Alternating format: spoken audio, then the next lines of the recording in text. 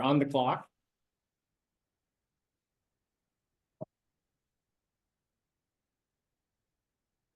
Okay, why don't we get started? Welcome, everyone. This is a new Grand Rounds innovation that Sophia Vinograd have proposed. The idea that we're not hearing enough from our investigators, faculty in the department. And so the idea is that we are going to have these brief talks or fast talks and have 3 presentations by 3 of our faculty members. And the idea Sophia has also is actually doing this twice a year. So this will give us an opportunity to hear from. Let me do the math on this. I think it could be 6 faculty a year at that stage. Is that right, Brenden? I get that right? Yeah, checks that out. Good. It's really helpful to have computational people with us today. Okay. So we have 3 speakers. Our format is that we've given them instructions for 15 minutes for presentation so that we can reserve 5 minutes for intensive grilling, and then we move on to the next speaker at this stage. Okay. And you've all been made aware of this, Brenden? Yes. Yeah, Lisa, okay, so aware, and we agreed. Yes. and you agreed, and you signed the consent forms, and you've all taken sufficient beta blockers at this stage. Okay, so and we're going to do brief presentations because we all kind of know each other, I think, already. So our first speaker will be Lisa Anderson, who's an assistant professor in the department, and we won't go through all the educational things and her incredible accomplishments and her age factor and things like that. We'll just let her introduce her talk. Lovely. Thank you. Most efficient introduction. Okay, let's see. I do not want to unmute myself. Okay, sorry about that. Slideshow. Someday. Okay. All right, I assume that everybody can see that. So I'm going to talk a little bit about food avoidance and eating disorder persistence and a hypothesis that our group is testing right now. I was hoping to have some preliminary data to show hot off the press, but we don't quite have that. So we'll power through regardless. I'm going to do a really quick brief introduction to kind of how we got to the disgust question in our group. And I want to give a shout out to Carol Peterson, who's next to me, because she co-leads the Minnesota Center for Eating Disorders research. And between the 2 of us, we have what I think is a really beautiful spread of treatment outcome research, as well as mechanistic research. And as you all know, treatment outcome research is somewhat self-explanatory. You want to develop and optimize it. And in optimizing eating disorder treatment, what we've come across as a field is that we don't know what mechanisms to actually target. And so we have a number of studies going on in our group that target various RDoC domains. But what I'm going to talk about the most today is things that fall under the negative valence system. For a really quick step back, big picture, eating disorder risk snapshot, we actually know that eating disorders are not actually that rare. They affect a ton of people, kind of going against the stereotypical swag stereotype or single white affluent girl.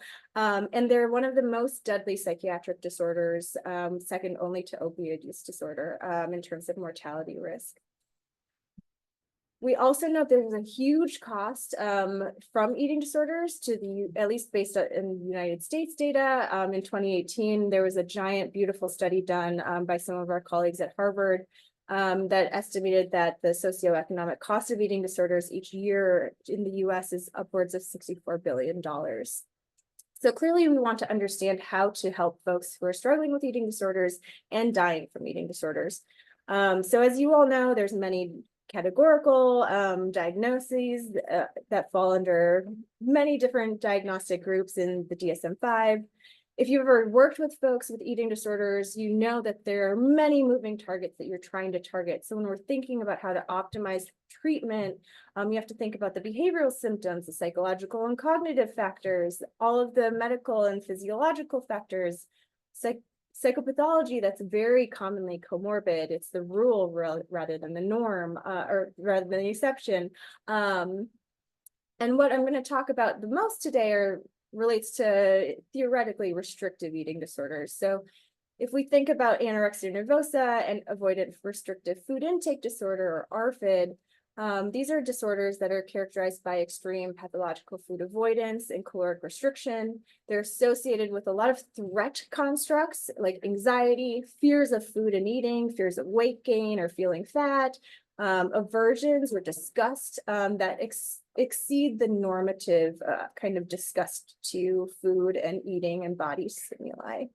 And what's really concerning about the restrictive eating disorders is that we don't really have great treatments for, especially for adults with anorexia nervosa or ARFID. So that's kind of where we have put a lot of thought and effort into. And thinking back on those, avoidance, anxiety, fear, aversion, or disgust. Ooh, oh, it's okay. I'm sorry. We're just gonna have to wait. Just me. No, not you. No.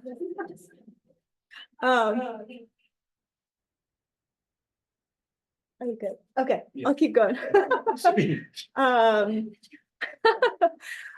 We want to target these kind of threat processes. Some of you may have had a startle response just then from the fun echoing. That was a threat response, right? Thank you, Sabine. That was very helpful. Exhibit so one thing that that comes to mind almost naturally is exposure therapy, right? We use it in anxiety disorders. We theoretically use it in eating disorder treatments, but it's really not been studied systematically in eating disorders, and there's many mixed findings. And part of that is probably because there's been a very few studies that have used the same methods and the same samples. So we don't know much about exposure therapy. Some of the work that I did early in my career started to look and see if we could optimize and adapt exposure therapies for eating disorders. But what came out of it was there were some, interesting signals that yes, you can target interoceptive anxiety and threat and things, and you can target food fears and stuff. But the main thing that came out of that early work was that we don't know what mechanisms we actually need to target. So if we are going to do therapy using exposure therapy, how do we actually optimize it was a question that I kept running into, and that Carol and I talk about all the time. So if we are going to target things, do we want fear, anxiety, disgust, something else to be the target? And there are some groups in our field working on fear and anxiety, but what we've really landed on is that disgust is really important. And disgust, as you all likely know, it's a universal basic emotion. It motivates avoidance and distancing behavior from the disgusting thing. And once it's learned, it's very sticky. It's very hard to unlearn it. So this is something that we think maybe we're not targeting. Well, to be honest, we're not targeting it at all in our eating disorder treatments. And if we're not targeting that, but we see it often, just anecdotally in all of our clinical work, what is happening to the eating disorder psychopathology that's being driven by that. So this is a very busy model. It's out there in the world, but it's a disgust conditioning model that we put out a few years ago.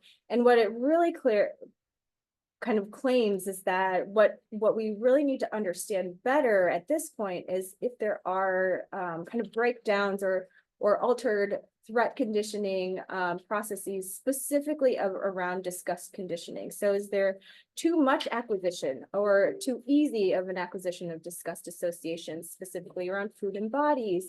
Is there an overgeneralization? So if you think back to little Albert and the white rabbit, and then he overgeneralized the fear learning to any white fuzzy thing, is there disgust overgeneralization being learned across food things and body things that really are not acute threats? And then is there impaired extinction? And there's a little bit, 2 studies that have been done by other groups that show that there might actually be impaired disgust extinction. So we want to test all of this in our work that we're doing here. And that brings me to our ongoing study. We have a study right now, it's part of my K23, and we're trying to first provide the first characterization of any of these disgust processes. No one studied them in eating disorders. They've been examined a little bit in healthy control folks from a group over in the psychology department across the river, as well as a few people at Vanderbilt, but this is really an untapped area.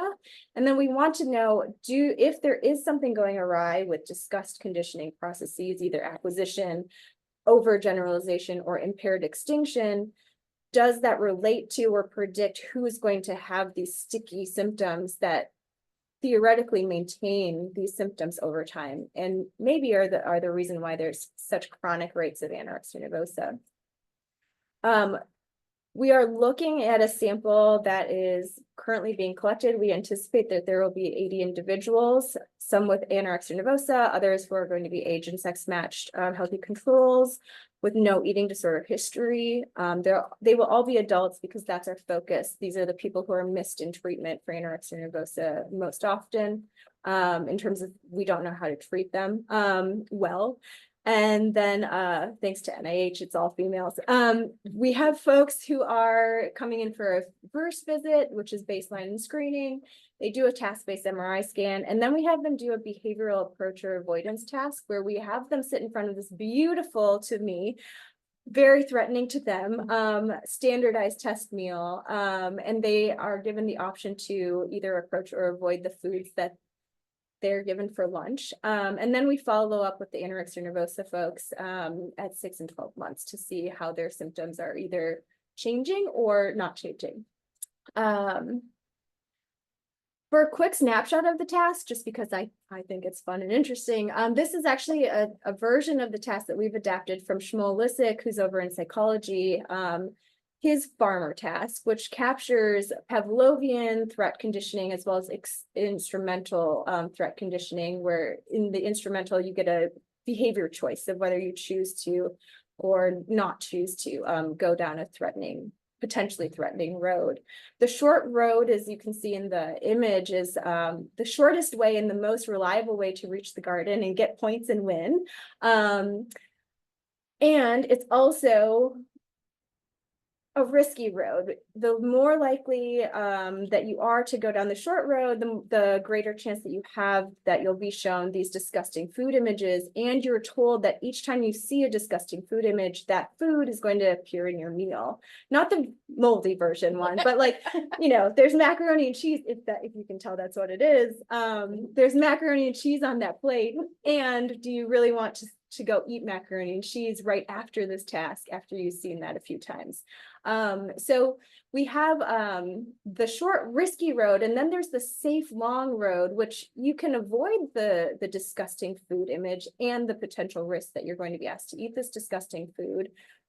But you are very, very unlikely to ever reach the garden, and therefore you never win the game, you never get that accomplishment. So it's a little bit of a reward versus threat approach avoidance task as well. But in this task, we have an acquisition arm, a threat generalization arm, and as you can see, some of the stimuli are conditioned threats, so they're paired with the gross, icky foods, and that's the CS plus, and then the CS minus and the triangle, which is a safety cue, is never ever paired with a disgust cue. The GS or generalization stimuli in the middle, those are also never ever paired with the threats, but they are very perceptually similar, right, to that actual threat stimulus.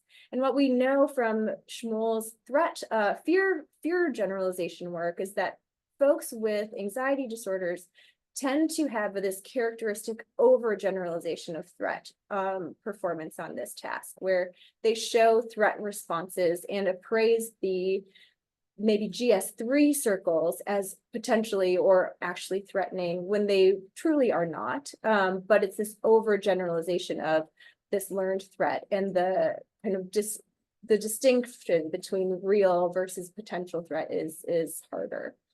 And then we finally have an extinction arm where people are shown that they can go down, the farmer can go down the short road and the disgusting stuff never happens. And theoretically, people with intact extinction learning would begin to learn that the disgust association is no longer there. So all of that all together, I wanted to have a beautiful slide with our behavioral data here and our imaging data here. And we're still in the data analysis process at the moment. So I'm going to tell you what we think we're going to see. Oh, good. And this is a lot of words, so apologies. My computer crashed right as I was trying to generate fun images. So we think that the healthy control group won't overgeneralize disgust responses to those GS cues. And we we think that we'll also see from the imaging data intact frontal limbic functioning during that generalization arm of the task. So specifically, we think we're going to see people accurately discriminate between the generalization and actual CS plus or threat cue.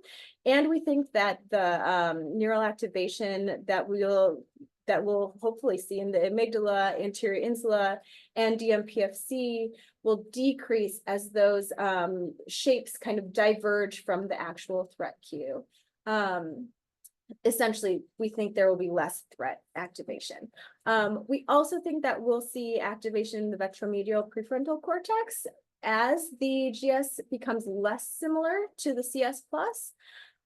Because we know from some of Schmoll's work and other groups that the VMPFC seems to be involved in attenuating threat processes in the amygdala and insula. We also think that the AN group will overgeneralize the disgust responses to threat cues and generalization cues, and that we're going to see some alterations in that frontal limbic functioning, essentially the opposite of what I just described. And for time's sake, I will speed through the exposure or the extinction things. So we think that in the healthy control group, we're going to see intact disgust extinction, that people will learn. I am now seeing the farmer go down that risky road, and every time I see that big giant circle, there is no disgust stuff happening. We do think that the opposite is going to happen. We think that maybe extinction will happen, but if it does, it'll happen slower. There might be no extinction for some individuals. And we think that there will be some kind of hypoconnectivity between the regions of interest, especially because the VMPFC is supposed to help kind of mediate the threat response and strengthen extinction memory formation. And we are not sure that we'll actually see that. So I am at the 15-minute and 33-second mark, according to my timer. So I'm going to wrap it up. I think I'm going to skip the symptom stuff, but potential clinical implications, just to sum it all up. If we do confirm the hypotheses, we think this could change treatment approaches. Disgust is not understood, it's very understudied, and it's not even targeted in our current treatments. If we don't find support for the hypotheses, that'll be a fun time. But we might be looking at the wrong disgust cues. Maybe it's body disgust, maybe it's interoceptively experienced disgust. So we'll have to kind of, tweak the model as we go, of course. And then the final thing is that with the next steps in no time, I'll squeeze through that. I just want to say thank you to the folks who are involved in the case study in particular, and for my coordinator, who's not here because she's running a study visit. So, all right. Great.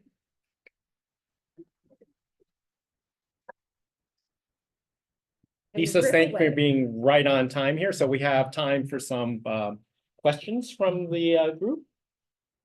Yeah, I have a question. I'm wondering about your connectivity analysis. Speak up. I'm sorry, I'm wondering about the connectivity analysis that you alluded to, kind of whether you're looking at that rest or as a function of the task.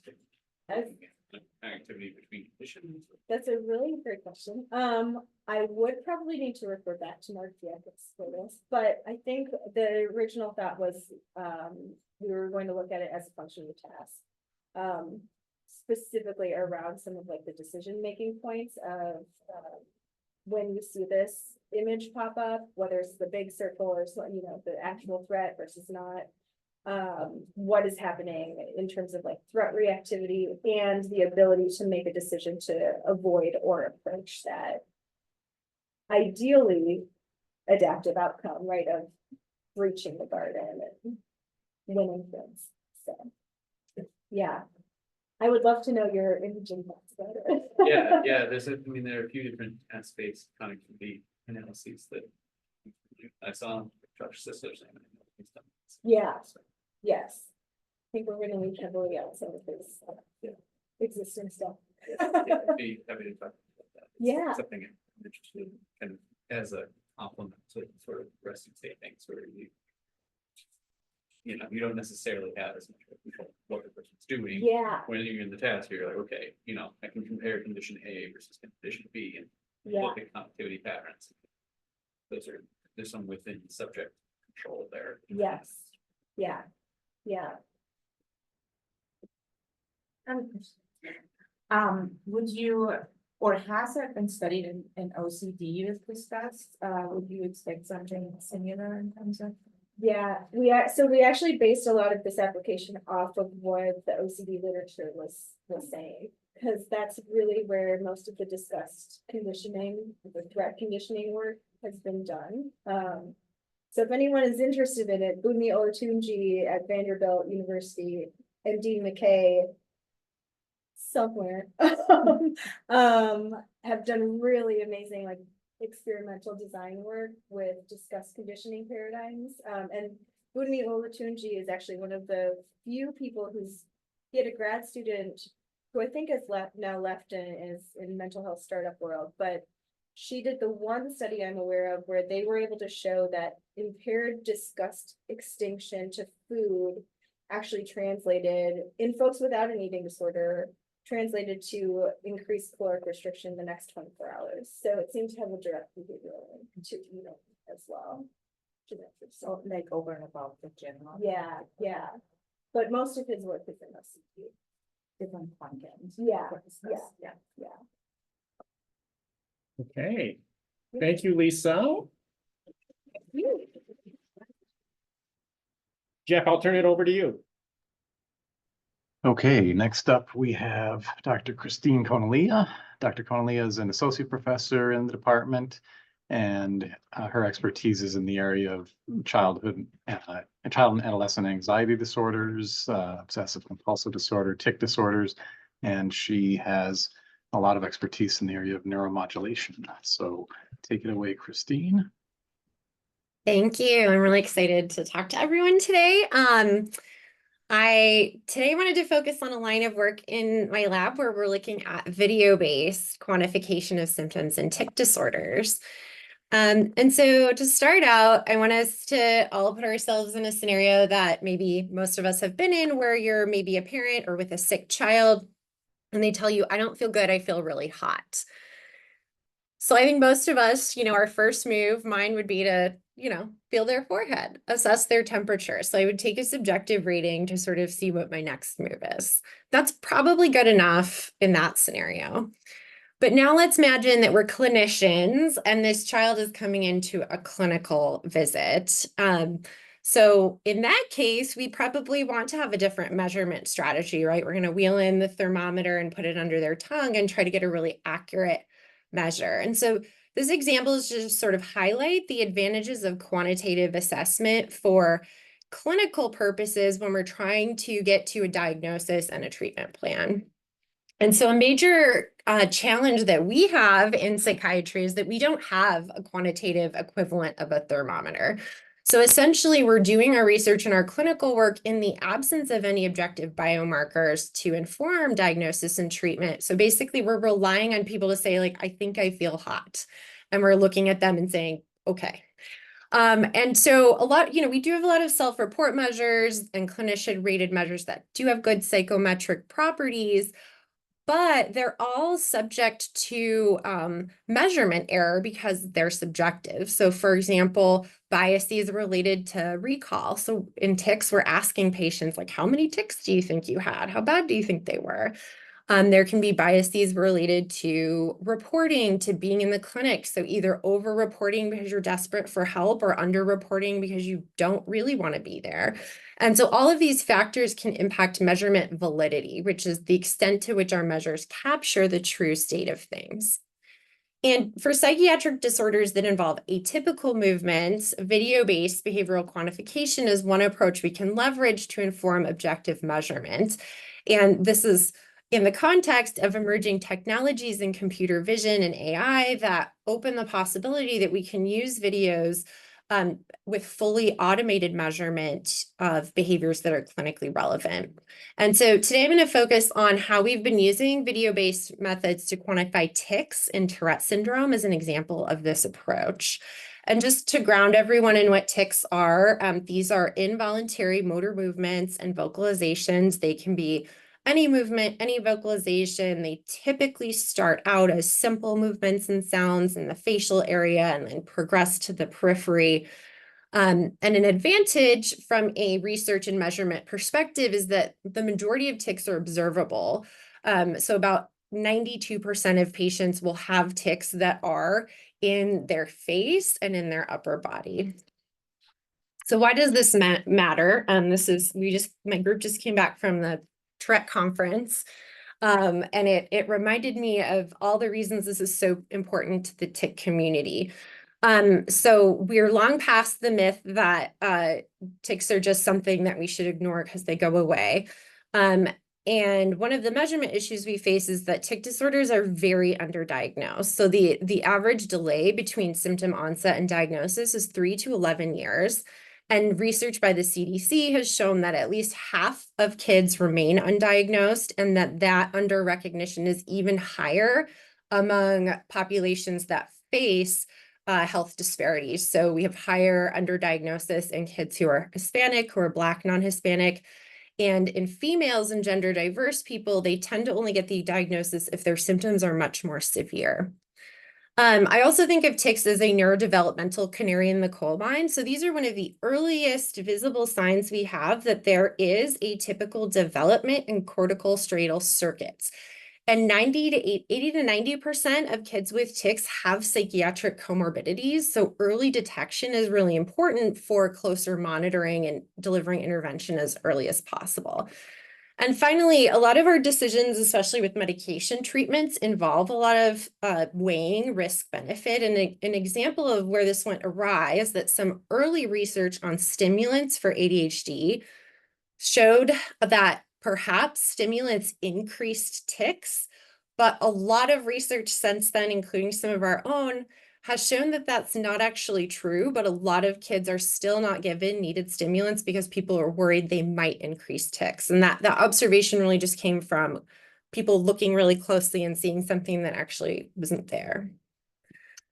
So in order to really empirically look at this, the lab I was in graduate school developed this behavioral task we call the tic task. And this is a observational task where a child is seated in a room alone. We video record them, and then they're given condition-specific instructions. Standard ones are either free tics, so we just say, let your tics happen, or we tell them to suppress, just try your best to stop your tics. And these conditions let us get a snapshot of kids' baseline natural tic frequency, so how many times they're ticking a minute, and their ability to control them. And then we've done lots of experiments varying this task to sort of test the effect of different conditions on tics and on how well kids can suppress. So these are about like 3 to 10 minute task blocks that then we video record, and the amazing, incredible, very patient team in my lab diligently code. So we use video coding software to timestamp occurrences of tics in video, to indicate, as you can see here, what body parts were involved in the observed tic. And then we use that to calculate things like the average rate of tics per minute in a condition. And so this lets us look within subject at sort of how these conditions differ within an individual. And we can also do a group mean to try to figure out patterns across conditions. So how have we used this? I think what's really powerful about this line of work is it really shows us how quantitative measurement can challenge some of the subjective observations that clinicians and patients can have. So one common thing that we hear about a lot as clinicians who work with tics is this rebound idea. So parents coming and saying, my child's tics just explode when they come home because they've been holding them in all day. So this idea of kind of a whack-a-mole, like they're holding them in and then they explode. So in this experiment, kids were exposed to varying conditions of the suppression task. They were asked to suppress for longer and longer amounts of time. So we want to see, did their tics rebound? Did they get worse than baseline the longer and longer they suppressed? And so what you can see here is this first is just showing you this is how many tics they had per minute.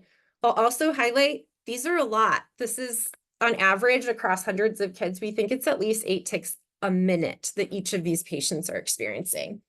And so you can see they could suppress pretty well no matter how long they were suppressing for. And what we didn't see was this rebound. So in no condition did the tics go significantly greater than their natural baseline. And so what this led us to understand clinically is that kids controlling their tics doesn't increase them later. What's probably happening is that school is a very specific context where there are reinforcers for ongoing suppression. And then they get home, it's a comfortable place and they're sort of letting themselves be. Another example of this is a really common clinical complaint that stress makes my tics worse. So this is a study where we had kids do the tic suppression task along with a stressor, which was a difficult timed mental math task.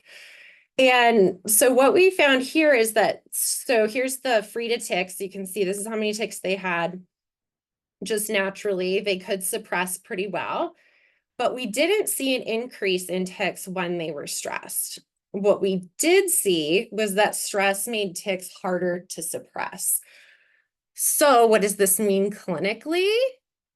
That what stress is doing is it's likely disrupting kids' ability to inhibit. And this is a really important mechanistic difference because it's suggesting it's not an increased thing happening to the motor system, it's something happening to inhibitory control systems. And something really cool and probably like peak career for me was a colleague in Australia just replicated this experiment in an animal model and found a very similar behavioral pattern. And so we can really see how these sort of quantitative measures can not only help us understand the mechanisms of what patients are experiencing, but can also lead to nice translational cross-species studies. So now I'm going to jump into what we've been really up to over the last 6 months. And this is trying to understand, okay, we have all this research showing that this video-based measure can be really insight-giving. How does this relate to clinical presentation and to our current strategies for measuring tic severity? So the measure that you'll see in every clinical trial for Tourette as the gold standard is this YGTSS measure. So it's a clinician administered semi-structured interview. Those of you who have done the Y-box for OCD or the MADRS for MDD may be familiar with this structure. And so what the clinician is supposed to do is interview the child and parent about how they think their tics have been over the past week. And they're also supposed to be watching the kid, looking at their tics and making a judgment based on their observation of how severe their symptoms are. So we wanted to ask the question, is it possible that just being in this setting, being interviewed about your tics can impact the tics that are expressed and therefore impact the clinician's perception of symptoms? And then can this measure, video-based quantification, be a different or better tool for tracking treatment-related change? And so I'm not going to talk too much about this trial, but we recently completed the first phase of this trial where we're testing neuromodulation, so TMS, to augment behavioral therapy for tics. And so what's important to know is all the kids in this trial got this evidence-based behavioral treatment called CBIT, and then we were just testing different TMS augmentations. And we did a lot of video recording. So for each participant, we did the tic task 14 times longitudinally. So pre-post at every one of 10 treatment sessions and at 1 and 3 month follow-up. We also video recorded the clinical interviews that they were doing. So that YGTSS interview and the mini. So the idea here was just at baseline was, can we also sort of control for an interview where they're talking about tics? Because some people's tics get worse when you talk about them. So this is just talking about psychiatric symptoms. And we had 48 kids randomized and completed the trial. So first we looked at how these tics differed on video across these different clinical assessment contexts. And so what we found actually really surprised us. We thought it would be different, but not this dramatically.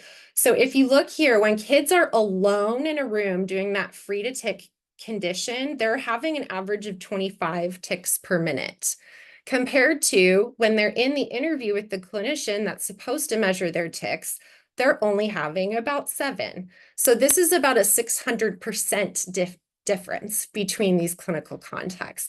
And you can see there's even fewer tics when they're doing this psychiatric interview. So this really kind of blew me away as a clinician and really making me step back and question, is what I'm seeing during a clinical visit really representative of what their symptoms are like? We also found that they have more types of tics when they're alone. So this is looking at how many different body parts did they have tics in. So there's a greater variety of symptoms that kids experience when they're outside of a clinical interview. And then we wanted to say, okay, how does this video-based measure look across a treatment? Remember, everybody got CBIT. And what we found is that we saw pretty big differences in their tics across treatment, but strikingly, the change was much more obvious in this condition where they were alone. So they had 7 fewer tics per minute at post-treatment compared to the YGTSS interview where they had 2 less. So this may be really influencing how clinicians are rating change across treatment because they're only seeing a small change during the interview. This is my most exciting and most fresh slide. So what we also did in this trial, thank you, is we looked at how the correspondence between neural change and change on this video task. So don't worry too much. These are 3 different TMS conditions. And here you see the effect size. So how large was the change in resting state connectivity from pre to post treatment? And this is between the supplementary motor area and the putamen. And the putamen is like the Tourette spot that everyone thinks about. So what we're finding is that the more that connectivity decreases, the more we see a change in tics. So 5 fewer tics per minute when the change is greatest. And then when there's not much change, we don't see much change in tics. When there's a little bit of a change, we see a little bit of a change. So this is a really exciting finding to me that shows that maybe we do have this behavioral metric that could be a good biomarker for how some of these circuits are working. Okay, last part. My team will tell you that coding is a lot of work. And some of you may be thinking that it takes us about an hour to code 3 minutes of video. This is a very difficult, tedious process. And so working a lot with Kelvin Lim on this project for years, we've been thinking, gosh, there've been really cool advances in computer vision.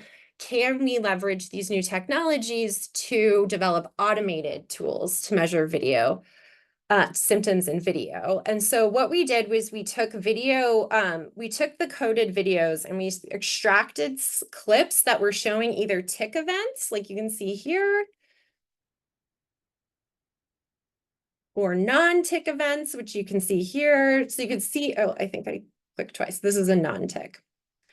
So this is a digital face mesh. So it's encoding the face, and then we're capturing how these different points are moving when someone is ticking versus not ticking, and then used it to train a machine learning algorithm to detect tics.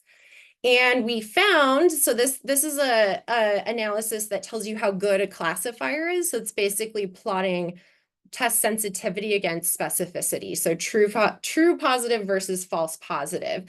And this blue line is a random classifier. So this is like if it was just randomly classifying clips as tic or no tic.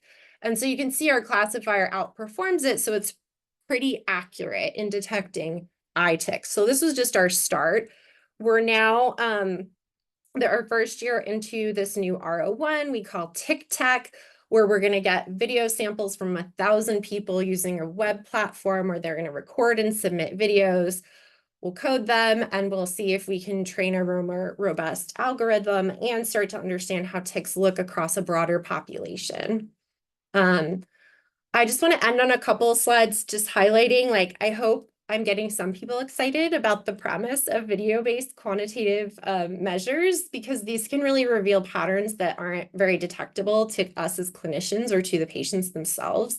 And we can start to get at mechanism identification. I think these computer vision algorithms are really exciting. We might have more scalable tools where we don't depend on experts to identify these kids. And that may help us get to a place where we can start to address some of the disparities that patients are facing in diagnosis. But there are some perils. So, you know, AI is all the rage. And I would say there's like Wild West vibes here in the Tourette space. So there's some papers coming out that are sort of suspect. And so our lab is working really hard to get ahead of this. We recently published a paper on best practice methods for developing a trainable data set. And it takes a ton of work to do that, but we have to be really careful about, garbage in, garbage out scenarios, as well as diversity. So there is AI research showing that any biases that are in our data sets that we train on will be perpetuated in our algorithms if we're not really careful. And then Kelvin and I have been thinking a lot about this idea of future-proofing data. So how do we collect data and input our coding so that we're building trainable data sets that could be used with methods that we can't even imagine are possible yet. And so with that, I want to thank my super amazing lab, highlighting my wonderfully talented lab manager, Sarah Hodab, who has corralled everyone to code all these things, everyone for coding, and Brianna Wellen, who has done a lot of the analyses with our tick videos and has a K23 coming where she's going to be looking at how can we take these video measures and port them to kids' natural environment to use them in a way that helps us design treatment differently. And that's all.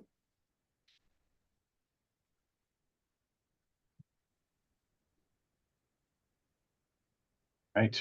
Thank you, Christine. Awesome presentation. We have probably time for 1 or 2 questions.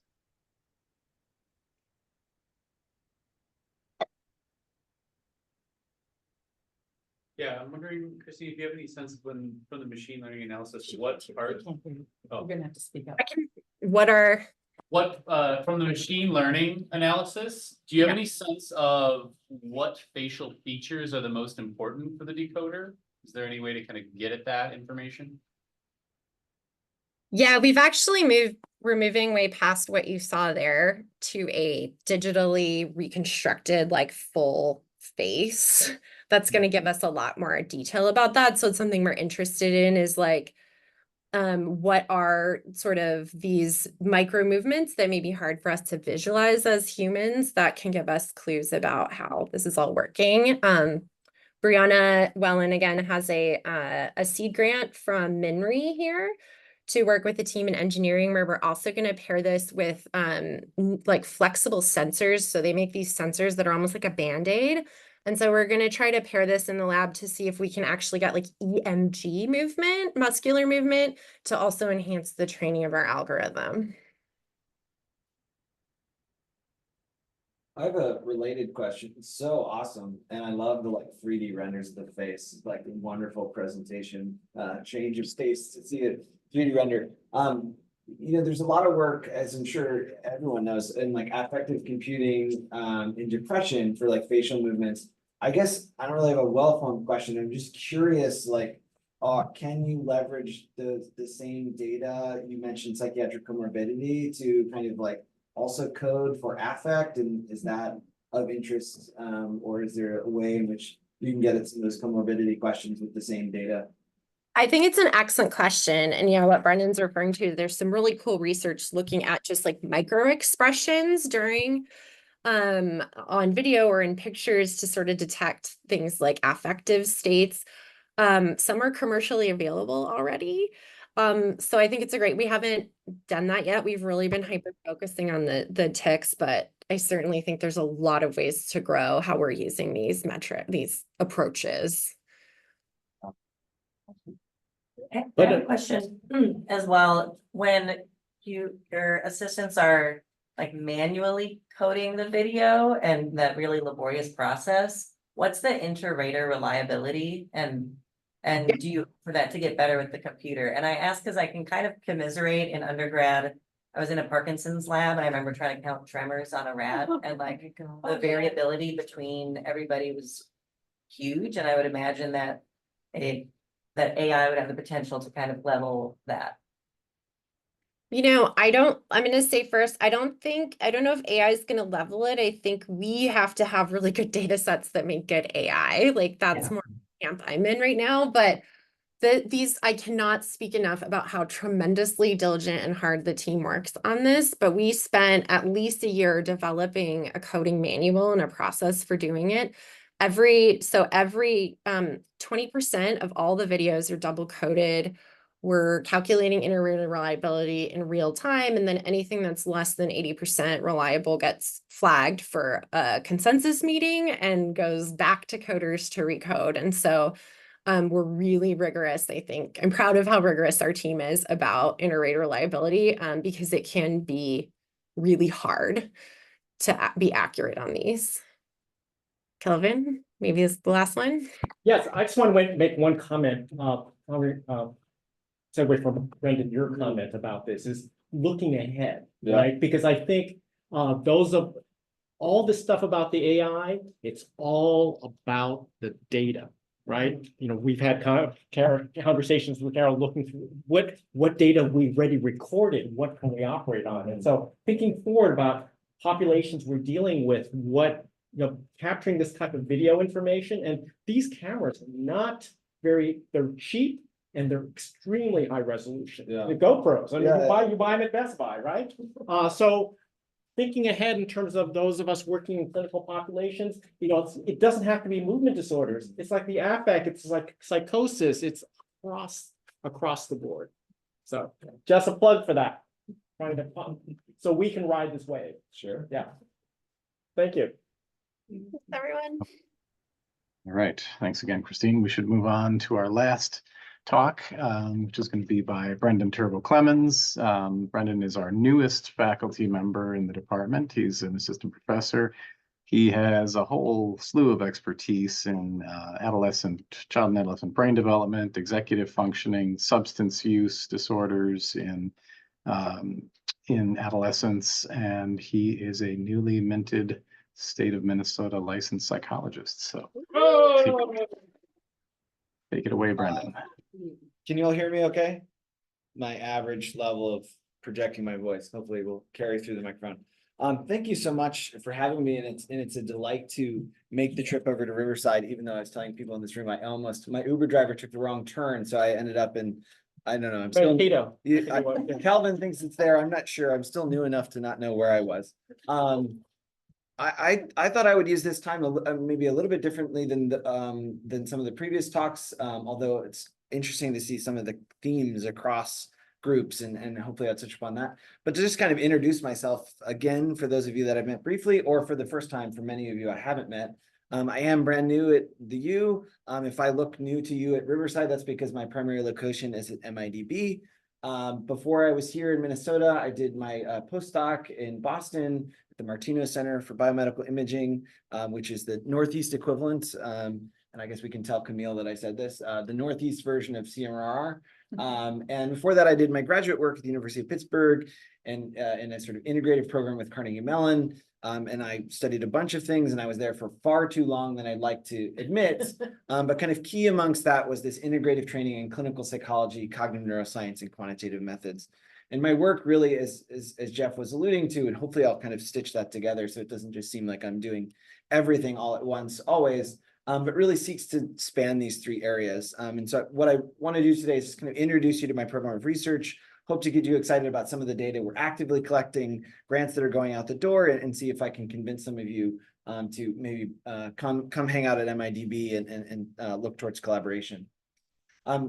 Kind of as you might imagine from what I've said so far, it's chief among my interests, and kind of I view myself as a developmental psychopathologist, and kind of this idea of lifespan as a chief driver of psychiatry. And so that means I'm really interested in brain and behavioral development that give rise to mental health and substance use disorders that we know so often first emerge during the lifespan period of adolescence. So this is highlighted many different ways and kind of overwhelmingly in various reviews. But one image that I particularly like, this is adapted from an image from a review from Tomas Paus, is just plotting the diagnostic onsets of major psychiatric disorders that we all study and sort of localizing where they are in the lifespan. And what I hope is very clear from this is the transparent pink area of adolescence kind of emphasizes this as a key period of the lifespan for setting lifespan trajectory, or key period of lifespan for setting mental health trajectories. My own sort of clinical training and focus has been particularly in substance use disorders, but as I'll allude to, I'm very interested in transdiagnostics processes that span across these and hope to kind of fill those in as we go. Nevertheless, a lot of us do mechanistic research in this room and on Zoom, And kind of I face this challenge as a clinically trained and now, knock on wood, licensed psychologist here in the state of Minnesota, and someone that has a deep interest in basic science research.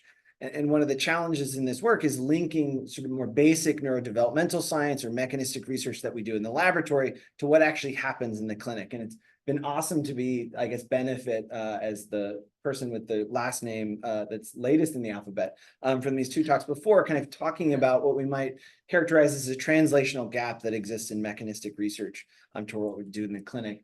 And really a lot of my work and sort of this intersection of computation and methods in neuroscience is really honed in on this gap. How do we take sorts of basic neurodevelopmental science that we do in non-invasive brain imaging, things like fMRI and MRI, and some of the more boutique cognitive tasks that we do, and how do we sort of design them and make the inferences of those closer to what we might need in the clinic.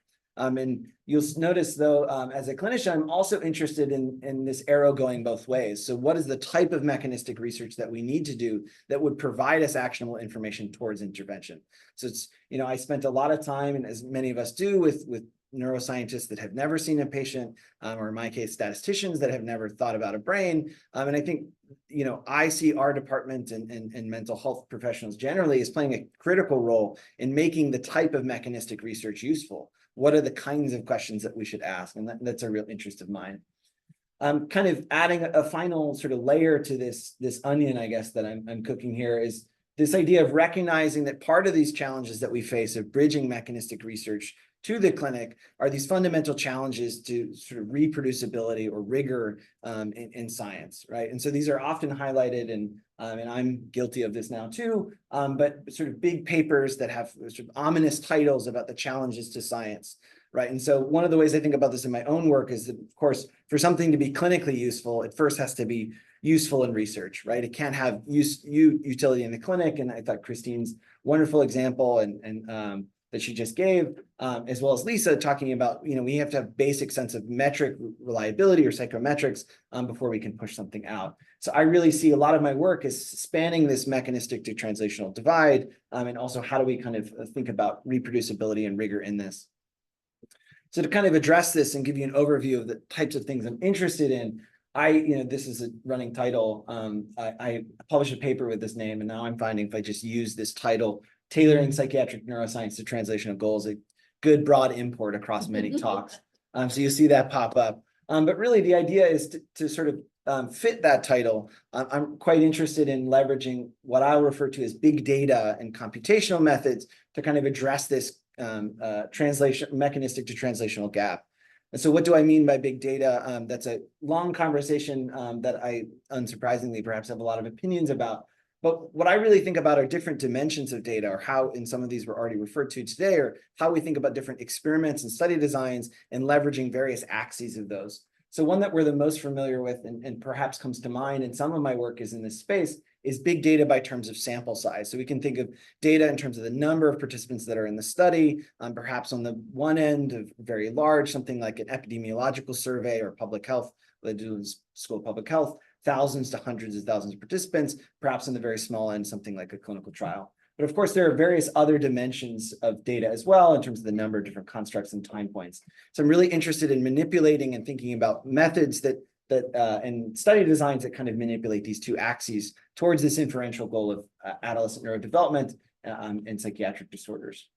I'm not going to talk about this a lot, but kind of a key part of my research program and in my lab is kind of balancing some of these substantive questions with methodological questions, or what we might call the science of science. So a lot of what we do is to really try to understand basic psychometric principles of things like brain imaging data and large-scale neuropsychological testing, symptom level performance across the adolescent period as a way of giving us kind of more robust inferences to make those clinical insights. And so I'm not going to talk about this today, but happy to kind of chat about those offline or at the end if people are interested.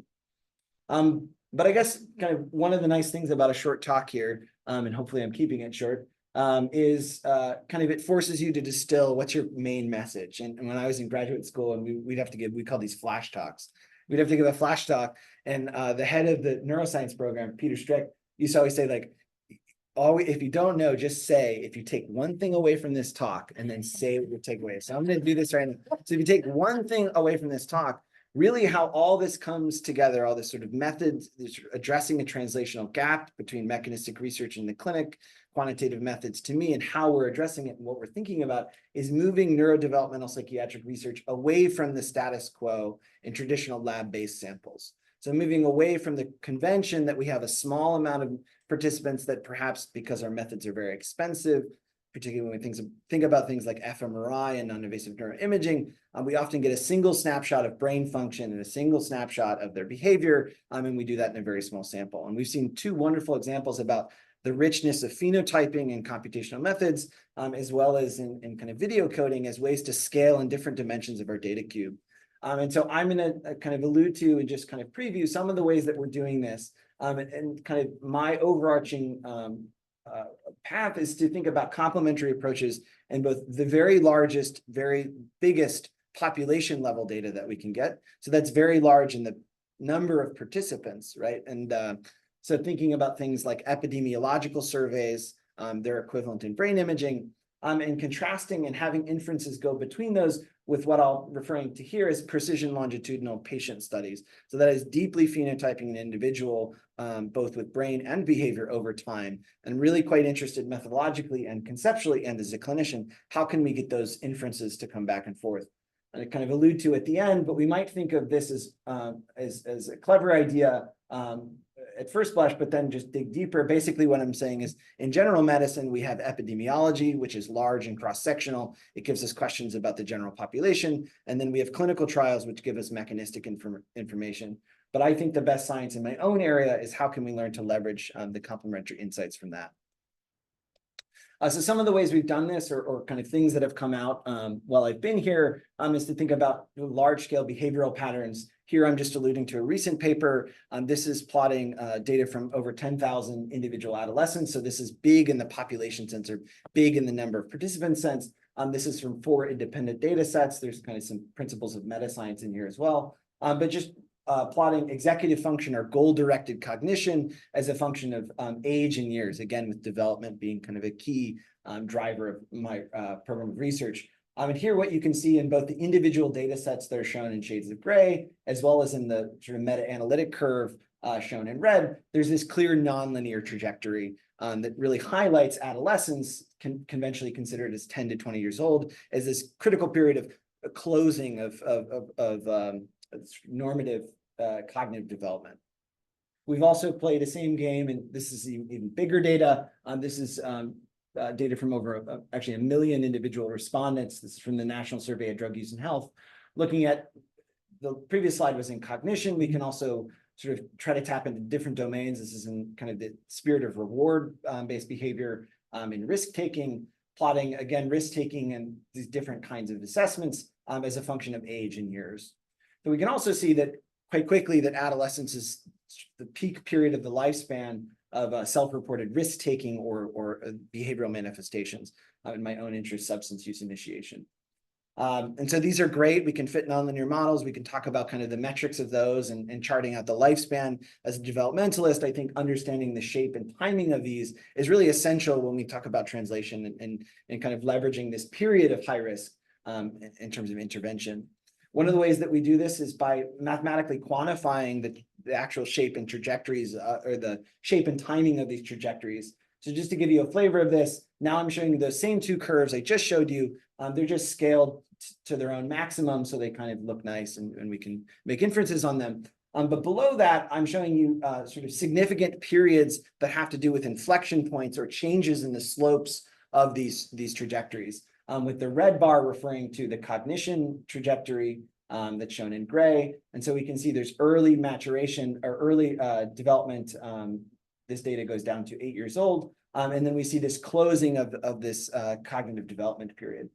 But also we see at the same time in this kind of critical window of late adolescence, there's sort of lifespan peaks in these reward-related processes that are highlighted by this blue area. For those that might be interested, these are statistical significance tests on the first and second derivatives of these trajectories. But what's really exciting to me as a developmentalist is that we come back to that original image that I showed you about diagnostic onsets. Perhaps what we can find is that these core processes of cognition and reward, when charted in a developmentally precise and lifespan sort of perspective, help us perhaps understand why this period of adolescence is so central to the emergence of psychiatric disorders. And really where the rubber meets the road of all my interests together is how do we use these quantitatively defined and developmentally informed models to understand the emergence of mental health in my own interest, particularly substance use disorders. We're unpacking this in a variety of ways. So this is an advertisement slide. If you're interested in these questions, I've done some work that I've thrown down on the slide. I'm not going to go too much into it, and we can, I guess, save some of the theorizing for our colleagues across the river in psychology, but really interested in kind of the interaction of reward and cognitive systems as they predict substance use disorder outcomes, again, leveraging very large population data. We're doing tons of analyses in the ABCD data set, as well as the, which is a large brain imaging data set of 10,000 kids in the United States, as well as multiple versions now of the human connectome projects. As a brief plug, our bioinformatics team at MIDB has all of these data sets pre-processed and ready to analyze. Also, I guess, be the resident advertisement for the supercomputing center here, which is, I don't know if it's the best in the world in terms of resources, but it's my favorite that I've ever used because they give faculty free time. That's right. All of you have free time to use the supercomputer. So if you're interested in these ideas and kind of more conceptually how these kind of work together. But of course, big data doesn't tell us everything. And as a proponent, as a sort of a supporter of big data, I'm also one of its biggest critics, right? And so there's a lot of challenges to big data, and we have a paper that I'll allude to that's coming out in neuropsychopharmacology reviews. It's actually my first senior authored paper, so I'm pretty excited about that, but kind of talks about some of the trade-offs between very large data where we get data across a number of participants versus perhaps more precise data in a smaller number of participants. So we're also doing approaches in these precision longitudinal studies to get our own inferences on things that happen within an individual over time, and also how can that inform and backfill these more observational population level studies. So just to give you a little bit of flavor of that, kind of, I'll go back to Peter Strick's idea, like if you take one thing away from this section of the talk, it's to try to deliver on the promise, right? We talked about moving neurodevelopmental studies away from the traditional small cross-sectional samples by getting the sample size really big. We can also think about moving away from in the time domain. And Christine's talk was a wonderful introduction to some of these ideas, which is moving away from static assessments of patients at one time point, or say once, common in developmental studies is that we measure them at baseline and kind of suits it for an R01. We bring them back 18 months later, and instead move to a clinically relevant time course, right? So I always use this joke as a clinician when, doing motivational interviewing or CBT for SUD teenagers. A patient has never told me that the reason that they're using drugs is because they have a lifespan peak in their striatum, or because, they're on this normative trajectory of brain, behavior development. What they say is, I had a problem at school. Something happened today. I had a sort of disagreement with my family. And so part of what we're really interested in my lab is kind of going in really short time scales to understand day-to-day fluctuations and brain behavior and mood as a tool to, again, with this insight of how we do mechanistic research should be informed by the clinical course, and kind of leverages insights. So one of these is following up on kind of substance use disorder etiology and neuroimaging markers. This is kind of an easy informational slide, but as everyone probably knows, kind of the core central brain circuitry involved in the substance use disorder are reward-related regions, particularly the striatum. These are just two meta-analyses showing you that that is true. I probably could have just asserted it, but here are some brains to make you believe it so. What's interesting is we find that's true on the left. This is a paper from a colleague in the Netherlands. This is true if we compare adults that have substance use disorder. We showed a few years ago that you can find these signals even at those that are in increased risk before significant substance use initiation. So this is in teenagers before they've initiated substance use that have high risk in various domains.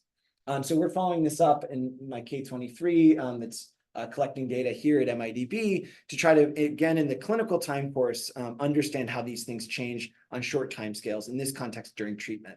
So actually providing contingency management for a randomized half of the group and measuring brain recovery of these same neural circuits. Again, with the idea that sort of the time scale that we're measuring is clinically relevant and also in treatment. We're also doing a number of projects in various stages of pending awards. And here I'm highlighting data. This is actually data from when I was at Harvard, but I'm excited to, and the data has come to fruition.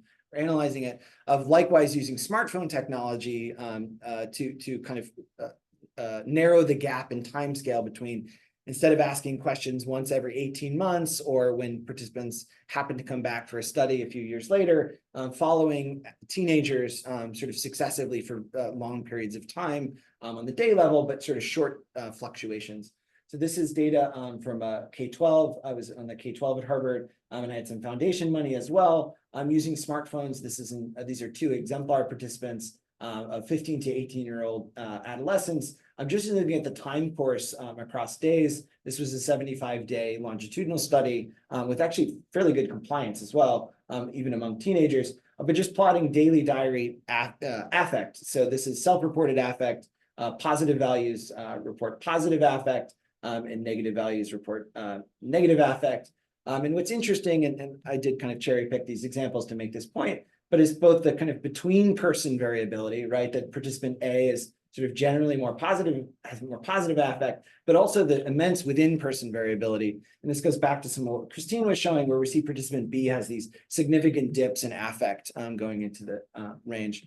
One of the reasons we're really interested in this is that we know that various models from George Koob and Nora Volkow kind of talk about affective states as being forecasters, proximal predictors for substance use, and we're finding evidence of negative affect as in this case in cannabis use as being part of that. We're following this up in various ways of a few pending grants. What I'm really excited about is integrating smartphone technology into precision scanning as well as fluctuations over time.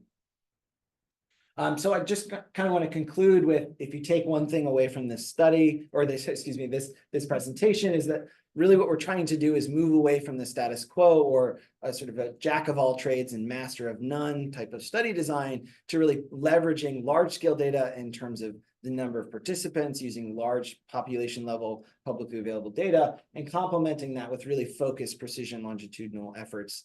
And really where we think the best insights will come from is thinking about how these are complementary. And if you're interested, we just have this review. The preprint's actually available too, where we talk in great detail about how these work together. And again, draw the comparison between epidemiology on one hand and clinical trials, and bringing that into the domain of neurodevelopmental psychiatric research. So with that, I'll just conclude. Thank my lab and everyone at MIDB and all the external collaborators who make this work possible, and of course, the participants and their families.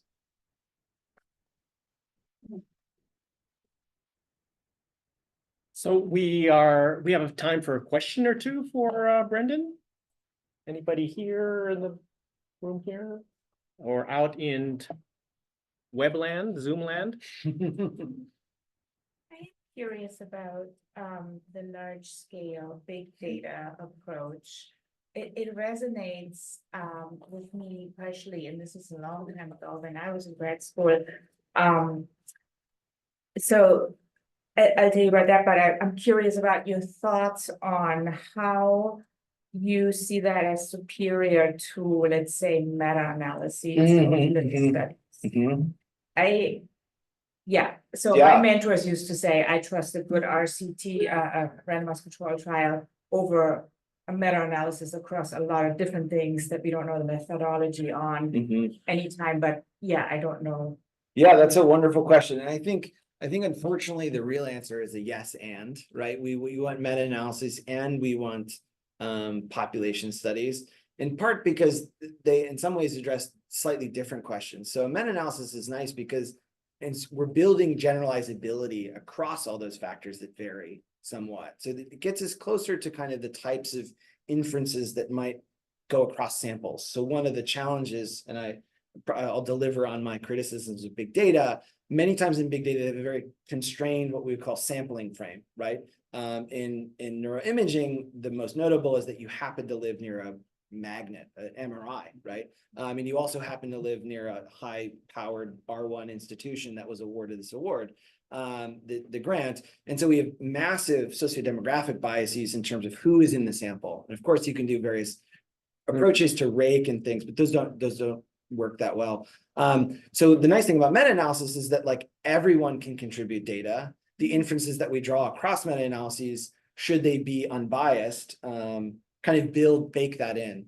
At the same time, we also introduce as confounds these ideas of methodology, of measurement, a lot of things that a number of the trainees that I'm working with, that we work on in terms of doing mega as well as meta-analysis. Mega being you actually have the individual level responses, is you also have to harmonize measures.